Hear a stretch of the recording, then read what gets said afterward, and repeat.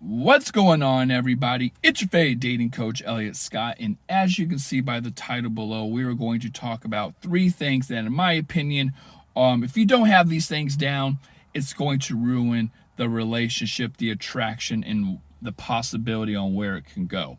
Now, these aren't the determiner if a guy is going to commit or not. I think a guy pretty much knows that from the beginning, which we're going to get into, and or even before talking to you, whether he's emotionally available or not. Again, that's a whole different story, a whole different video.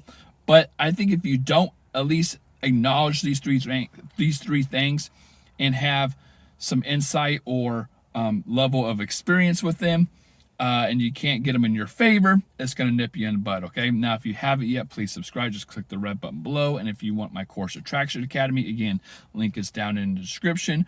It goes over a lot of detail I talk about in my videos, a lot more depth.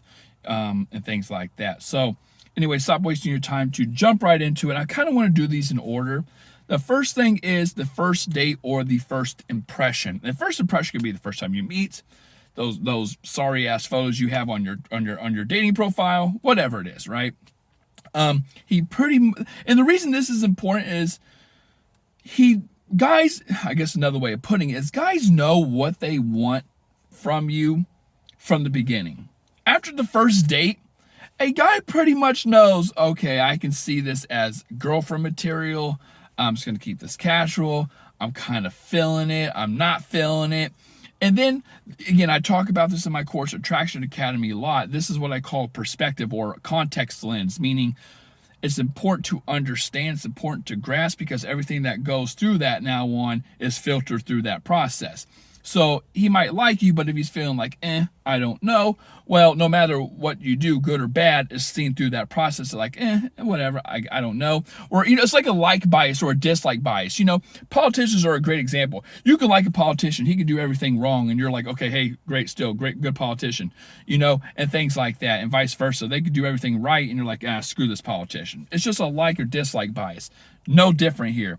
If you don't have it down in the beginning, if you're not giving off this good first impression and he's not putting you in the right light or lens that you want to be put in, it's an uphill battle from there. It's an uphill battle. So I guess the thing I want you just to really emphasize, or I want to emphasize and I want you to get from number one, is that guys do, no matter what he tells you, guys do know early on what they want from you or what they're wanting out of us. Doesn't mean it can't change.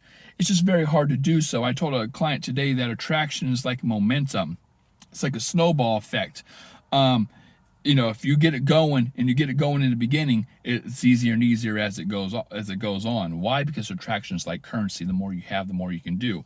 Whereas if you're broke, it's kind of hard to start making money. But when you have money, you can use that money to make money, and just multiply it. But if you're pushing that snowball and you're pushing it uphill, you're going to get tired before you even get the guy interested. Okay, so just get it going in the beginning. The second thing is what I call pacing, or not even just pacing, like knowing when and when not to do things, like knowing when to sleep with the guy, not to sleep with the guy, knowing when to give a guy another chance or tell the guy to take a hike. I feel so many women get this wrong. And again, going back to the first point, it's a contextual thing. It's context. By making your mistake on these decisions, it can really backfire on what's going to happen from here on out in terms of how the relationship's going to unfold, because it's what I call, at least in my course Attraction Academy, I call these things negotiations.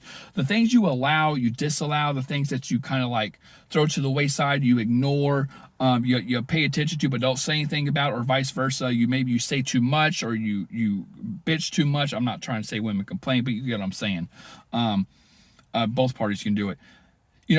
It really changes the vibe. And I know a lot of women who would either sleep with the guy too early, sleep with the guy too late. And I know that sounds kind of raunchy, not raunchy, but kind of like, what do you mean too late? It's when the girl's ready. Oh, I agree with that. But at the same time, I feel like things should take a natural progression. If she's not ready, she's not ready. Okay, it's up to her by the end of the day. But if you're one of these people who are waiting until date 30, this sounds horrible, but it's just the truth. Yeah, the average guy is not going to wait around for that. Whereas if you're sleeping on date one, a guy might take advantage of you. Or let's say you're calling out a lot of shit that doesn't need to be called out. A guy might be like, this is more like this is just isn't working out. Whereas if you're not calling anything out or you don't have a backbone, I know I'm sounding really bad here, ladies. I'm just being honest.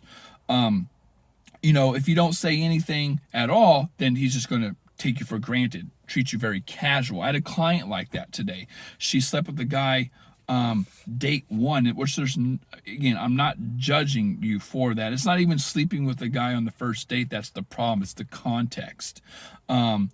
But she did it when her and this guy didn't really have any chemistry, and they both felt it and admitted it.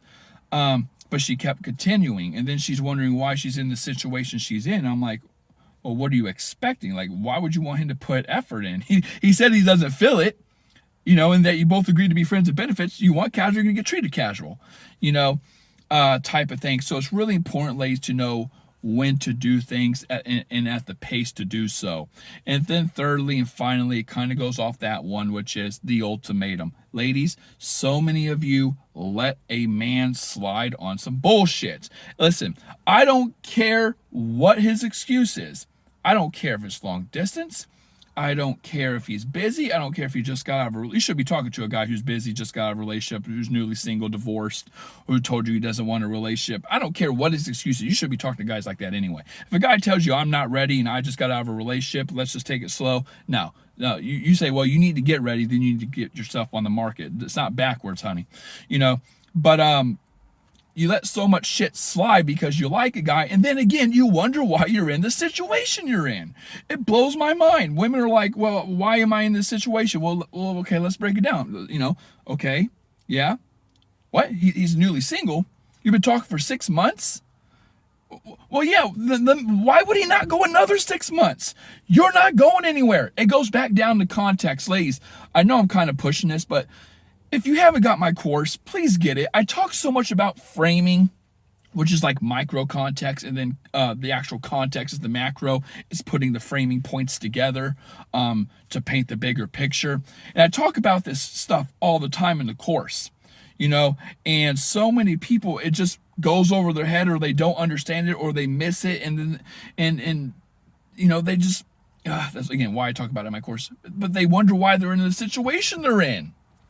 I'm like you didn't, come on, like it's not even the guy's fault anymore. Now, I'm not saying it's your fault, but at the same time, like, hey, if the sign says beware of dog, and you think the dog's cute anyway, and you want to put your hand over it, oh, this dog can never bite. I used this analogy before. I use it all the time. And you put your hand over it and it tears your shit up, just like it did me, then it's not the dog's fault. Like, well, come on, man. Come on. So I feel like a lot of women just don't understand context. Men too, but I'm talking to women, especially men. That's why men, move really fast. They just don't understand context. They don't know the picture. They don't know they're really good. They're painting the Mona Lisa. They don't know they're that good at bullshitting. Before they know it, they create a lot of context and they freak themselves out. But I'm talking to women, and I feel like a lot of you don't understand context, ultimatum. You don't understand that you sometimes put yourself in this position by giving a guy too many chances, by not calling a dude out, by letting a guy talk to you 6 months and access the assets without having to pay up, homie. You think Netflix will give you a 6-month membership? Hell no. You think a gym will give you a 6-month membership? Hell no. You shouldn't be giving no dude 6-month memberships. Absolutely not, okay? So with that being said, ladies, those 3 things, if you haven't yet, subscribe, click the red button below, get my course, Attraction Academy, master those 3 things, and everything's set, okay? With that being said, I love you, take care, and peace.